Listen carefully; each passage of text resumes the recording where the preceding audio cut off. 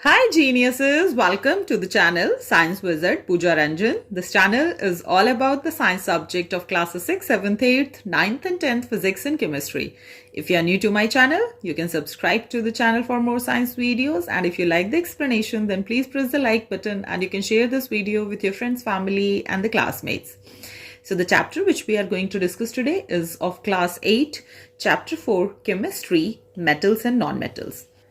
So the topic which we are going to discuss today is the chemical properties of metal and non-metals. ठीक है, तो इसके last video में हमने physical properties पढ़ी थी मेटल और नॉन मेटल की, और फिजिकल प्रॉपर्टीज में आपको याद हो तो हमने मेटल और नॉन मेटल के हार्डनेस के बारे में, टेक्सचर के बारे में, किस स्टेट में एग्जिस्ट करते हैं, सॉलिड, लिक्विड या gas, conductivity, then whether they produce the sound और नॉट, सोनोरस, ठीक है, इन सब चीजों के बारे में हमने डिस्कस किया था।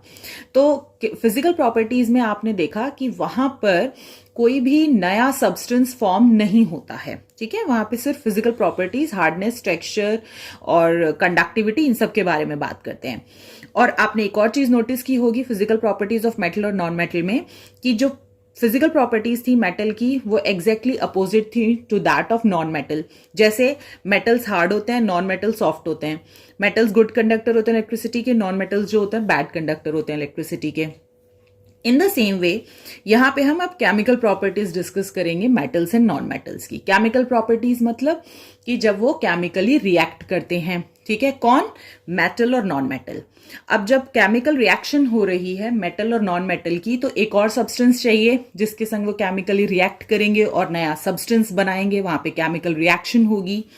तो अब ये जब मेटल और नॉन मेटल जो हैं, ठीक है, जब ये किसी दूसरे एलिमेंट या फिर किसी दूसरे कंपाउंड के संग जब केमिकली रिएक्ट करते हैं तो वहां पे नया सब्सटेंस फॉर्म होता है, और वो जो नया सब्सटेंस वहां पे फॉर्म हो रहा है, ठीक है, उसकी जो प्रॉपर्टी होती है in the metals and non metals, that is totally different. तो उसी के बारे में हम आज डिस्कस करेंगे। सबसे पहले हम मेटल्स के बारे में डिस्कस करेंगे कि मेटल्स जो होते हैं जब किसी भी दूसरे एलिमेंट या कंपाउंड के संग रिएक्शन करते हैं तो क्या नया सब्सटेंस बनाते हैं और वो क्या प्रॉपर्टी शो करते हैं। So first we are going to discuss about the reaction with oxygen. Okay, now the oxygen when reacts with the metal and non-metal, it produce the oxides. Okay, अब यहां पे बहुत ही सिंपल एग्जांपल बताऊं ना, तो आप सबने कार्बन डाइऑक्साइड का नाम सुना है। अब यहां पे कार्बन डाइऑक्साइड कैसे फॉर्म हुआ? जब कार्बन कंबाइन करता है ऑक्सीजन के संग, तो वहां पे मींस केमिकली रिएक्ट करता है ऑक्सीजन के संग, तो वहां पे कार्बन डाइऑक्साइड फॉर्म होता है। कार्बन क्या है यहां पे? नॉन मेटल है, ठीक है। देखा आपने कि जब नॉन मेटल ऑक्सीजन के संग कंबाइन कर रहा है तो क्या बना रहा है? नॉन मेटल का ऑक्साइड। ओके, यहां पे जब मैंने O2 लिखा है तो यहां पे जो O2 है this is representing the element, okay. But जब ये कार्बन के संग कंबाइन हो गया और यहां पे जब ये कार्बन के संग कंबाइन होके CO2 बना दिया, तो यहां पे मैं कार्बन ऑक्सीजन नहीं बोलूंगी, ठीक है। तो जब ऑक्सीजन किसी भी दूसरे एलिमेंट या कंपाउंड के संग रिएक्ट करके नया कंपाउंड फॉर्म करता है, वहां पे ऑक्सीजन का नाम चेंज हो जाता है, we call it a oxide, ठीक है। दैट्स वाई हम यहां पे जब कार्बन ऑक्सीजन के संग रिएक्ट करता है तो कार्बन डाइऑक्साइड बनाता है, ठीक है। जैसे यहां पर मैग्नीशियम ऑक्सीजन के संग रिएक्ट करेगा तो मैग्नीशियम ऑक्सीजन नहीं बनाएगा, मैग्नीशियम ऑक्साइड बनाएगा, ठीक है। तो ये चीज याद रखिएगा हमेशा। तो सबसे पहले डिस्कस करते हैं about the reaction of metals with oxygen. यहां पे आपके लिए एक एक्सपेरिमेंट करना है। अब इस एक्सपेरिमेंट में आपको क्या करना है? You have to take a magnesium wire because magnesium is a metal, ठीक है, with a pair of tongs over a flame, ठीक है। तो अब बेसिकली आपको क्या करना है कि जो मैग्नीशियम वायर है उसको आपको बर्न करना है। बर्न करने के लिए आपको फ्लेम की जरूरत है। तो आप मैग्नीशियम वायर को हाथ से पकड़ के तो लेके नहीं जा सकते कैंडल के ऊपर या फ्लेम के ऊपर, ठीक है, क्योंकि आपका हाथ जल जाएगा। तो उस केस में क्या करना है आपको? तो आपको ये टोंग्स होते हैं केमिस्ट्री लैब में, ठीक है, इन टोंग की मदद से आपको उस मैग्नीशियम वायर को होल्ड करना है, ठीक है। और फिर उसके बाद उसको फ्लेम के ऊपर लेके जाएंगे तो वो मैग्नीशियम वायर जो है वो बर्न होने लगेगी। तो वहां पे सबसे पहली चीज आप क्या नोटिस करोगे कि जब मैग्नीशियम वायर बर्न होती है तो it Burns with a white flame, ठीक है। और कुछ टाइम के बाद आप देखोगे कि वहां पर कोई भी चीज जब जलती है, तो आपने नोटिस किया लकड़ी जलाते हो या पेपर जलाते हो, कोई भी चीज जलाते हो तो लास्ट में ऐश बच जाती है, राख बच जाती है। ठीक है, तो यहां पे भी जब मैग्नीशियम वायर ऑक्सीजन के प्रेजेंस में बर्न करेगी तो मैग्नीशियम बर्न करेगा with the dazzling white flame, और वहां पर आपको व्हाइट कलर का ऐश मिलेगा ऑफ मैग्नीशियम ऑक्साइड। जब मैग्नीशियम ऑक्सीजन के प्रेजेंस में बर्न होता है तो बर्न के बाद जो ऐश फॉर्म हो रहा है वो ऐश किसका होगा? मैग्नीशियम ऑक्साइड का। ठीक है, तो यहां पे magnesium reacts with oxygen to form 2MgO। ठीक है, नाउ अब ये जो ऐश है मैग्नीशियम ऑक्साइड का, हमें ये पता करना है, क्योंकि हमें क्या डिस्कस करनी है? Chemical properties. तो हमें अब ये पता करना है कि ये नया कंपाउंड तो बन गया जब मैग्नीशियम जो है वो नए किसी और एलिमेंट ऑक्सीजन के संग कंबाइन करा। तो अब ये जो कंपाउंड है इसकी प्रॉपर्टी कैसी है? Whether it is a acidic, whether it is a basic. ठीक है, तो उसके लिए आपको क्या करना पड़ेगा? याद है, एसिड और बेस टेस्ट करने के लिए यू नीड अ इंडिकेटर, और इंडिकेटर के कलर चेंज होने से हम ये पता कर सकते हैं कि weather the substance is acidic और बेसिक। अब उस ऐश के पास अगर आप लिटमस पेपर लेके आओगे और सॉलिड मैग्नीशियम ऑक्साइड से अगर आप उसको टच करवाओगे तो क्या वो लिटमस पेपर चेंज होगा? ऑब्वियसली नहीं। ठीक है, तो आपको पहले क्या करना है कि उस मैग्नीशियम ऑक्साइड के ऐश को पानी में घोलना है। ठीक है, जिससे कि उसका सॉल्यूशन बन जाए। अब पानी में क्यों घोल रहे हैं यहाँ पे मैग्नीशियम ऑक्साइड के ऐश को? तो हमेशा याद रखना, आपको कोई भी सब्सटेंस दिया गया है, ठीक है, अगर आपको ये चेक करना है whether the substance is acidic और basic, so you have to dissolve it in water.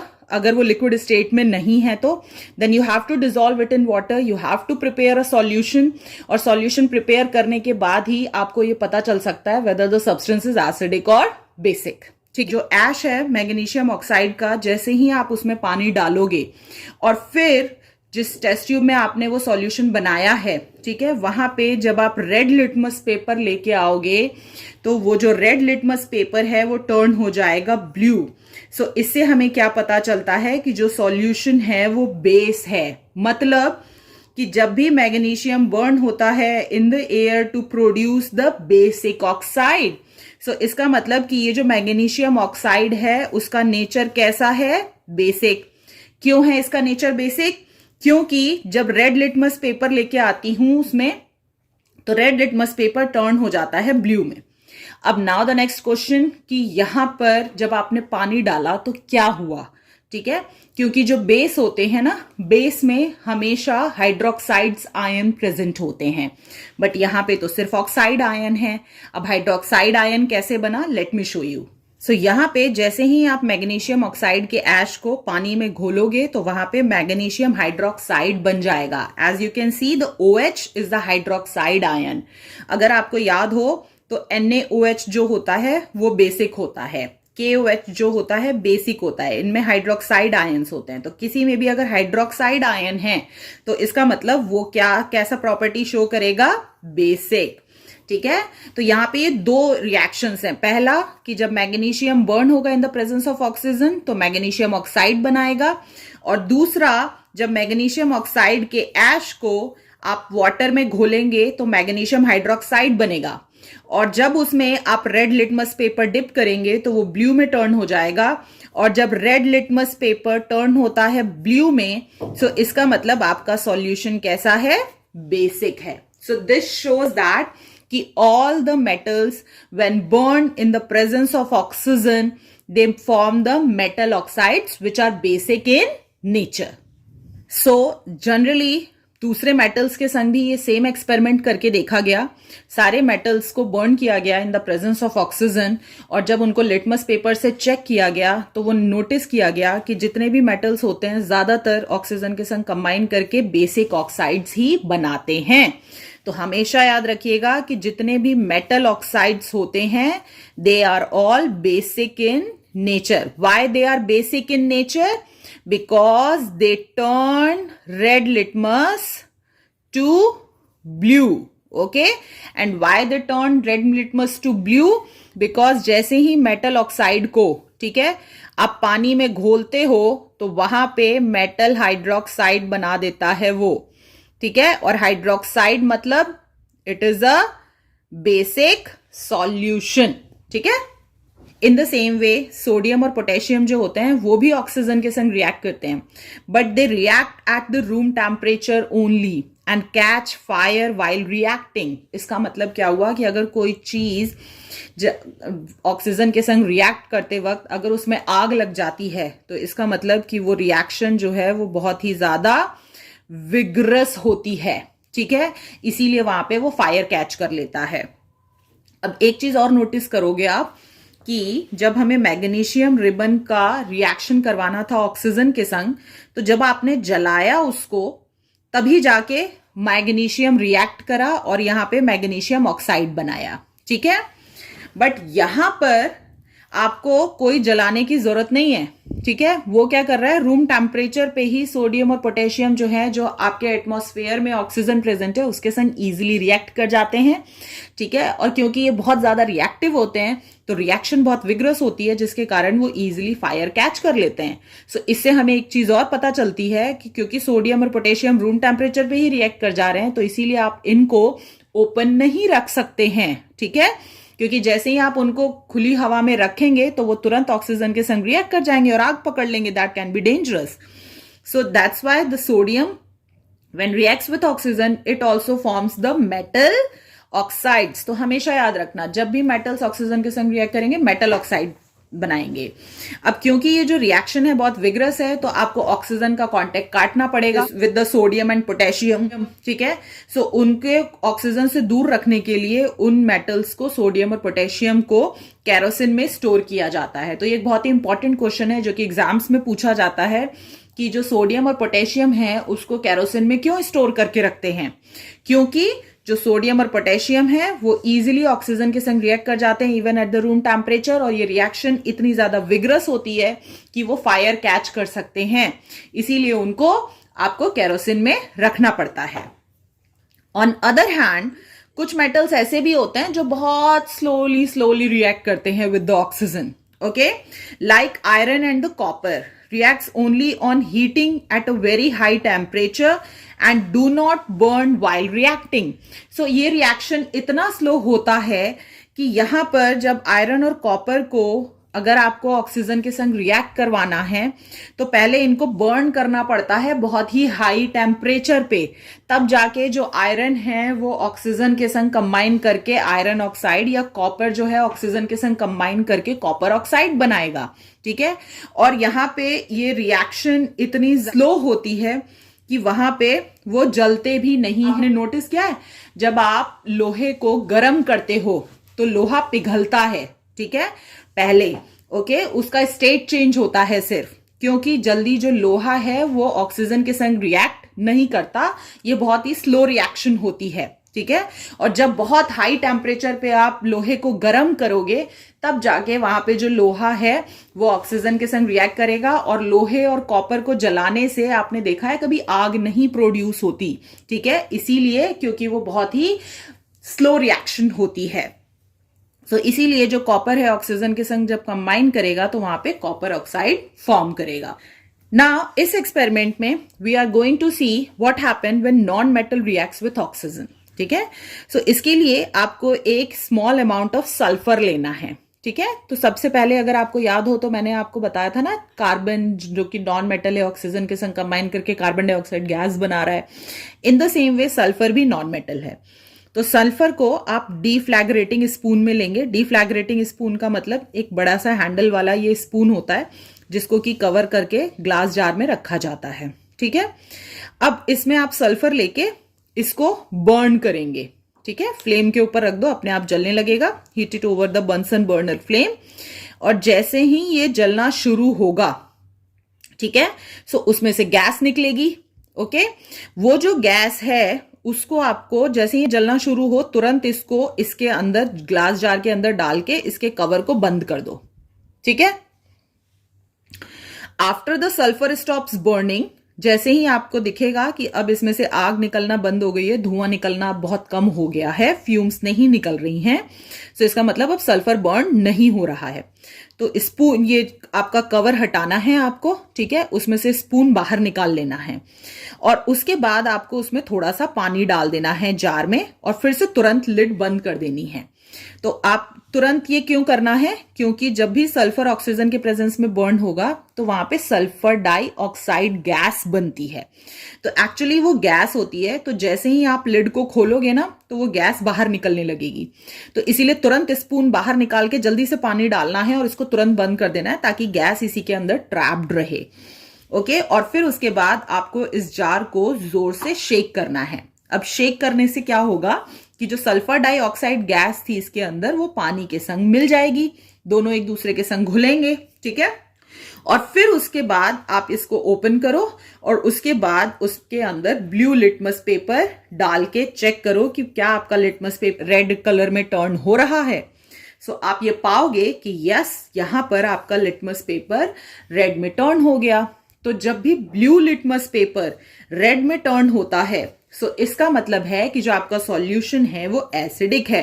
तो देखा, जैसे फिजिकल प्रॉपर्टी में था मेटल और नॉन मेटल बिल्कुल अपोजिट प्रॉपर्टीज शो करते थे, in the same way chemical properties में भी जो मेटल का ऑक्साइड है वो बेसिक है और जो नॉन मेटल का ऑक्साइड है वो एसिडिक है। ठीक है, अब कौन सी रिएक्शंस होती हैं यहाँ पे? सो देखो, जैसे ही आप सल्फर को ऑक्सीजन के प्रेजेंस में बर्न करोगे सल्फर डाइऑक्साइड बनती है, और इस सल्फर डाइऑक्साइड को क्योंकि ये गैसियस फॉर्म में है तो मैंने क्या बताया, अगर आप ये चेक करना चाहते हो whether the substance is acidic और basic, so you have to bring it into the solution form. ठीक है, तभी वहां पे आयंस फॉर्म होंगे और आपको पता चलेगा whether the solution is acidic और बेसिक।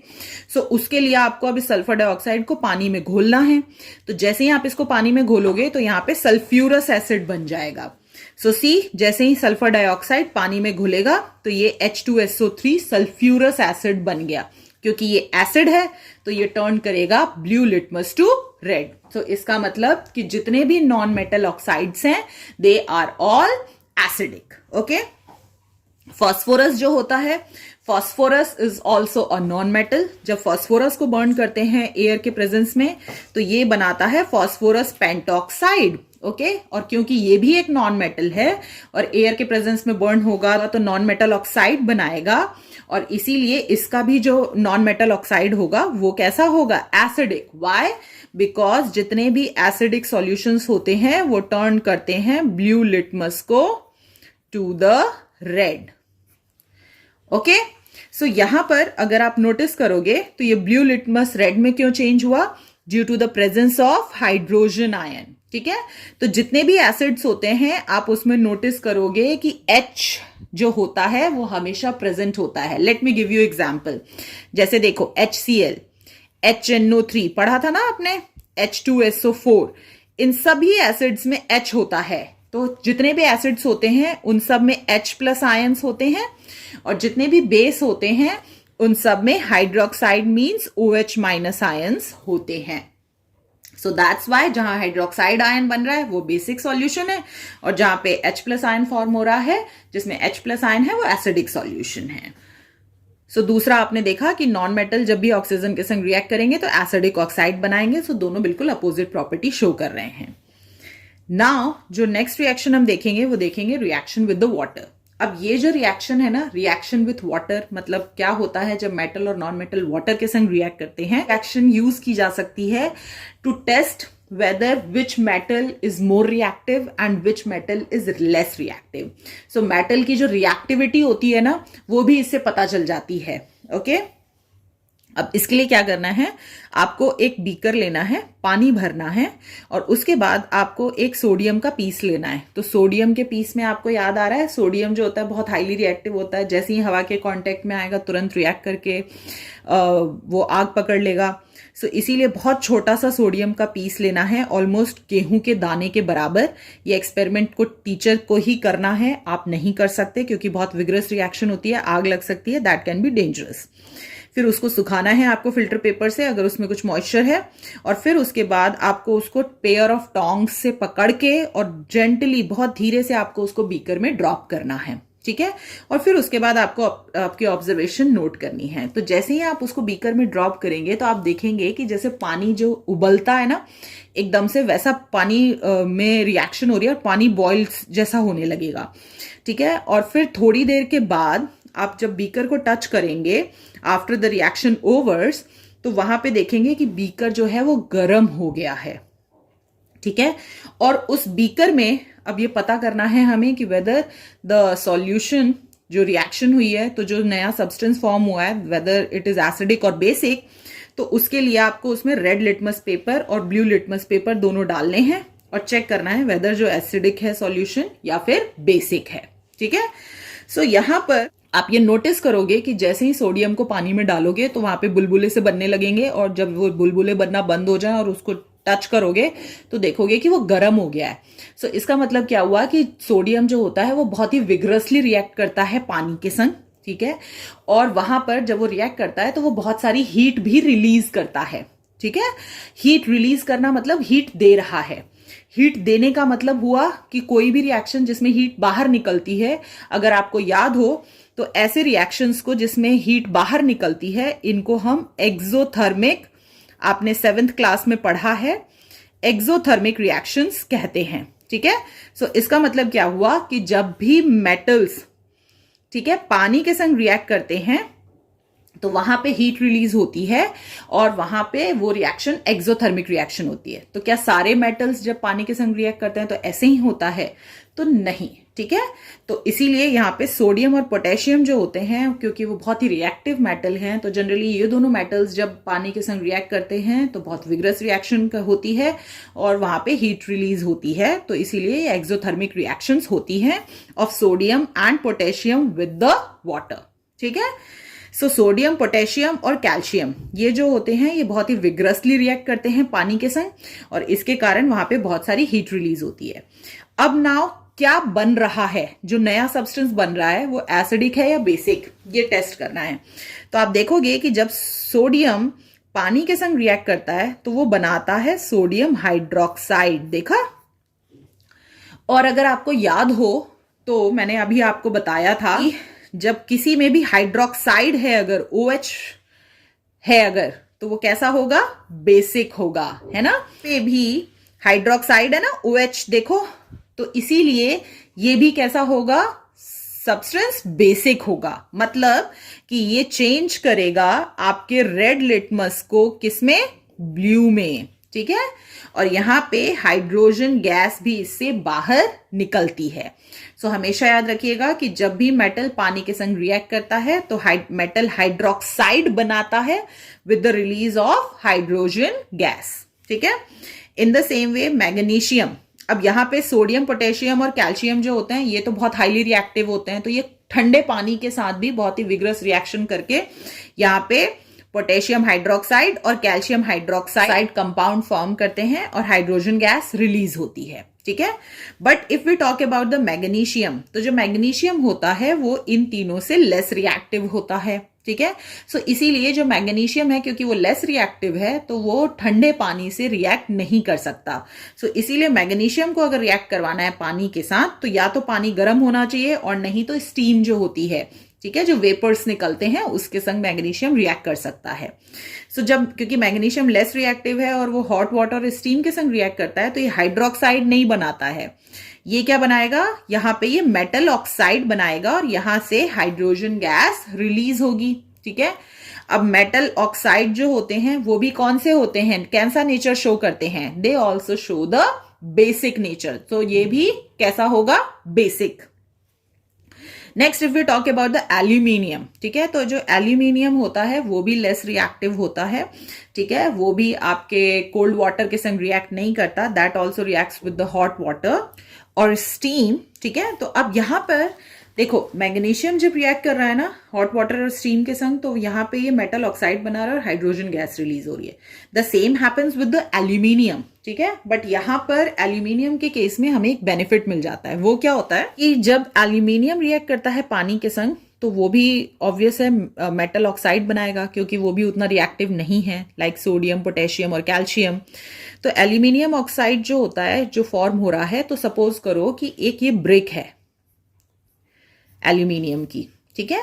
अब ये जो भी बाहर वाली लेयर है इसकी, ये वाली सारी, ये पानी के कांटेक्ट में आई, हॉट वाटर और स्टीम के कांटेक्ट में। ठीक है। और इसने रिएक्ट करके एल्यूमिनियम ऑक्साइड बना दिया और हाइड्रोजन गैस रिलीज हो गई। तो ये जो एल्यूमिनियम ऑक्साइड, ये समझ लो परत है एल्यूमिनियम ऑक्साइड की, क्योंकि ये सॉलिड स्टेट में होता है तो इस पे परत जम जाती है। सो ये जो एल्यूमिनियम ऑक्साइड की परत होती है ये फर्दर रिएक्शन एल्यूमिनियम का रोक देती है विद द वाटर। क्यों? क्योंकि अब ये एल्यूमिनियम ऑक्साइड की जो परत है वो क्या कर रही है कि जो अंदर का एल्यूमिनियम है उसको पानी के कांटेक्ट में आने ही नहीं देती। तो आपका जो अंदर का एल्यूमिनियम होता है वो पानी से बचा रहता है, प्योर एल्यूमिनियम होता है, वो रिएक्ट नहीं करता है। ठीक है, सो ये डिपॉजिट कर देता है thin layer of aluminium oxide और जो कि फर्दर रिएक्शन को स्टॉप कर देता है। So as you can see aluminium reacts with water to form the aluminium oxide with the release of hydrogen gas. So आपने एक चीज नोटिस की यहाँ पे कि जो हाईली रिएक्टिव मेटल्स हैं like sodium, potassium and calcium, when they react with water they form the hydroxide, metal hydroxides with the release of hydrogen gas. But जो लेस रिएक्टिव मेटल्स हैं लाइक मैग्नीशियम, एल्यूमिनियम, जिंक, ये जब react करते हैं तो they form the metal oxides with the release of hydrogen gas. So this is very important thing which you have to keep in mind. अब zinc की बात करें तो जो जिंक होता है वो मैग्नीशियम और एल्यूमिनियम से भी लेस रिएक्टिव है, तो वो तो हॉट वाटर के संग रिएक्ट ही नहीं करता, वो सिर्फ स्टीम के साथ ही रिएक्ट करता है। तो स्टीम के साथ रिएक्ट करेगा तो वो भी मेटल ऑक्साइड बनाएगा और with the release of hydrogen gas. Iron की बात करें तो आयरन भी लेस रिएक्टिव है देन द जिंक, तो वो भी क्या करता है, वो स्टीम के साथ ही रिएक्ट करेगा। बट यहाँ पे क्योंकि वो जिंक से भी लेस रिएक्टिव है तो स्टीम के साथ रिएक्शन करवाने के लिए भी उसको स्ट्रांगली हीट करना पड़ता है, मतलब at a high temperature you have to heat it, then only iron reacts with steam to form the iron oxide with the release of hydrogen gas. अब इसके बाद देखें तो कॉपर, गोल्ड और प्लैटिनम जो होते हैं ये ऐसे मेटल्स हैं जो कि ना तो पानी के संग ठंडा पानी, गर्म पानी, स्टीम कुछ भी ले लो ये रिएक्ट ही नहीं करते हैं, ये सबसे लीस्ट रिएक्टिव मेटल्स होते हैं। सो अगर रिएक्शन देखी जाए मेटल्स की पानी के साथ तो हम ये पता कर सकते हैं कि which metals are more reactive and which metals are less reactive. So मैंने सारी रिएक्शंस को इजी करने के लिए आपके लिए यहाँ पे लिख दिया है कि जितने भी हाई रिएक्टिव मेटल्स होते हैं जब वाटर के संग रिएक्ट करते हैं तो मेटल हाइड्रोक्साइड्स बनाते हैं और रिलीज करते हैं हाइड्रोजन गैस, और जितने भी लेस रिएक्टिव मेटल्स होते हैं like magnesium, aluminium, zinc and iron, when they react with water they form the metal oxides and release the hydrogen gas. As you can see metal oxide, metal oxide, metal oxide, metal oxide. और जो last में copper, gold और platinum होते हैं वो least reactive होते हैं, तो वो मेटल्स पानी के साथ रिएक्ट करते ही नहीं हैं। इस टेबल का स्क्रीनशॉट ले सकते हैं और ये रिएक्शंस आप इजीली याद कर सकते हैं। And at the last non metals जो होते हैं वो बहुत ही ज़्यादा लीस्ट रिएक्टिव होते हैं, मतलब वो रिएक्ट ही नहीं करते हैं वाटर के संग। और एक बहुत ही रिएक्टिव, क्योंकि एक एक्सेप्शनल केस है जो कि नॉन मेटल में है, दैट इज द फॉस्फोरस, वो बहुत ज़्यादा रिएक्टिव होता है। Even it catch fire when expose to the air, similar as the sodium and potassium. So इसीलिए इसको पानी में स्टोर करके रखना होता है। ठीक है, सो यहाँ पे इसके लिए इसको ऑक्सीजन के सप्लाई से कट करने के लिए we have to store it in water. So हमेशा याद रखना कि जो सोडियम और पोटेशियम है they are the metals and वो भी फॉस्फोरस की तरह ही रिएक्ट करते हैं, वो भी फायर कैच करते हैं, but they are kept in kerosene. Why?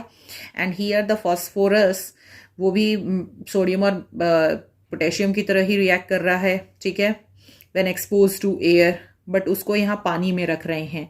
तो यहाँ पे याद रखना कि जो फॉस्फोरस है वो पानी के संग रिएक्ट नहीं करता है क्योंकि वो नॉन मेटल है। नॉन मेटल पानी के संग रिएक्ट नहीं करते, इसीलिए आप उसको पानी के संग रख सकते हैं, ठीक है, जिससे कि वो एयर के कांटेक्ट में ना आए और वहां पे उसका रिएक्शन ना हो और फायर कैच ना हो। बट अगर आपने देखा तो सोडियम जो होता है वो पानी के साथ भी रिएक्ट कर जाता है क्योंकि वो बहुत ही हाईली विग्रस, बहुत ही हाईली रिएक्टिव मेटल है।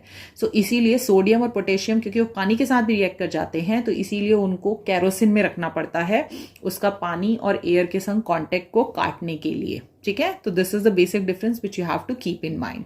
सो this is it about this video. If you are having any doubt then you can ask me in the comment section and in the next video I will discuss the rest of the chemical properties of metals and non metals. Till then, take care, bye bye, stay safe.